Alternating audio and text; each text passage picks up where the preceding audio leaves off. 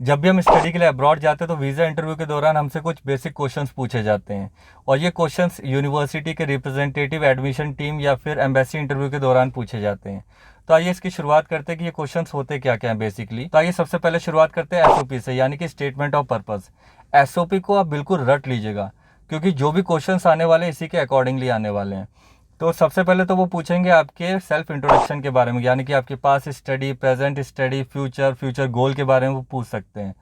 Second वो पूछ सकते हैं यूनिवर्सिटी की डिटेल के बारे में, यानी कि वो यूनिवर्सिटी का नाम पूछ सकते हैं, आपने कौन सा कोर्स चूज़ किया उसके बारे में पूछ सकते हैं, उसके फीस स्ट्रक्चर, उसका ड्यूरेशन, उसके मॉड्यूल, उसके फ्यूचर स्कोप के बारे में वो पूछ सकते हैं। तो आपको आंसर पता होना चाहिए। थर्ड वो पूछ सकते हैं आपको यूनिवर्सिटी की इन्फॉर्मेशन कहाँ से मिली। तो आप बता सकते हैं कि आपको फ्रेंड्स, रिलेटिव या फिर सोशल मीडिया के थ्रू, जो भी आपका मीडियम रहा हो, आप अकॉर्डिंगली वैसा लेजिट आंसर दे दीजिएगा।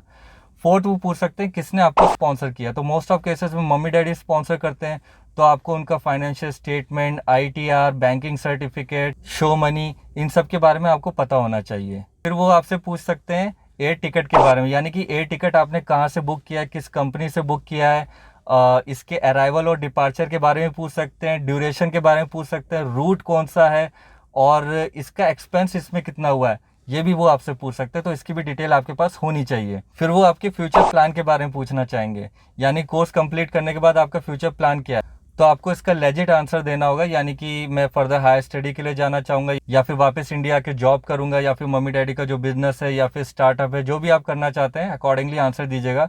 वैसे आपको पता है कि आपका फ्यूचर प्लान क्या है और उनको भी काइंड ऑफ पता होता है कि इसका फ्यूचर प्लान क्या होने वाला है, लेकिन आपका आंसर क्लियर कट, बहुत ही साफ़ सुथरा होना चाहिए, जिससे कि आपके वीज़ा मिलने के चांसेस बढ़ जाएं। फिर वो फीस स्ट्रक्चर के बारे में पूछ सकते हैं, यानी कि अब तक का आपने कितना फीस पे कर दिया है, रेस्ट ऑफ मनी कब पे करना है और मोड ऑफ पेमेंट आपका क्या है। एंड देन वो आपके अकोमोडेशन के बारे में पूछ सकते हैं, तो आप बता दीजिएगा अकॉर्डिंगली कि मैं डॉर्मिटरी में रहूँगा या फिर फ्लैट लेके रहूँगा, जो भी आपका प्लान है अकॉर्डिंगली आप लेजिट आंसर दे दीजिएगा। तो वो पूछ सकते हैं कि आप जॉब करेंगे कि नहीं, तो आप बता सकते हैं कि हाँ मैं जॉब करूंगा, पार्ट टाइम जॉब करूंगा अपने मंथली एक्सपेंसेस को बियर करने के लिए, जो कि हमें अलाउ होता है 20 आवर्स पर वीक। देन वो पूछ सकते हैं आपका यहाँ पे कोई फ्रेंड और रिलेटिव तो नहीं रहता है, तो आपका आंसर होना चाहिए नहीं, क्योंकि क्या है कि इसके थ्रू वो चेक करना चाहते हैं कि अगर इसका कोई फ्रेंड और रिलेटिव रह रहा है तो डेफिनेटली इसका इंटेंशन यहाँ पे वर्क परमिट लेके सेटल होने का होगा।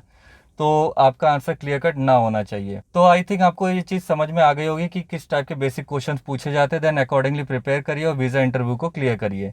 और हाँ, कोई भी चीज़ बड़ा चढ़ा के मत बोलना, एग्जैजरेट मत करना, फेक इन्फॉर्मेशन मत देना, वरना आपके वीज़ा मिलने के चांसेस काफ़ी कम हो जाएंगे। क्योंकि एक केस हमारे संग हो चुका है, हमारा एक कैंडिडेट था, वो उसने वीज़ा इंटरव्यू में जाके ज़्यादा ही कुछ चीज़ें बड़ा चढ़ा के बोल दी।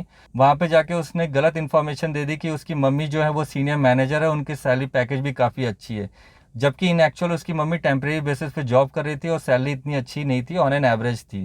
तो एम्बेसी वालों ने बोला कि ठीक है, कोई टेंशन नहीं, आप ऐसा करिएगा, आप अपनी मम्मी का ऑफर लेटर लेके आइएगा और फाइनेंशियल स्टेटमेंट्स लेके आइएगा। तो अब ये चीज़ वो प्रूव कर नहीं सकता, तो उसके वीज़ा मिलने के चांसेस हो गए ज़ीरो।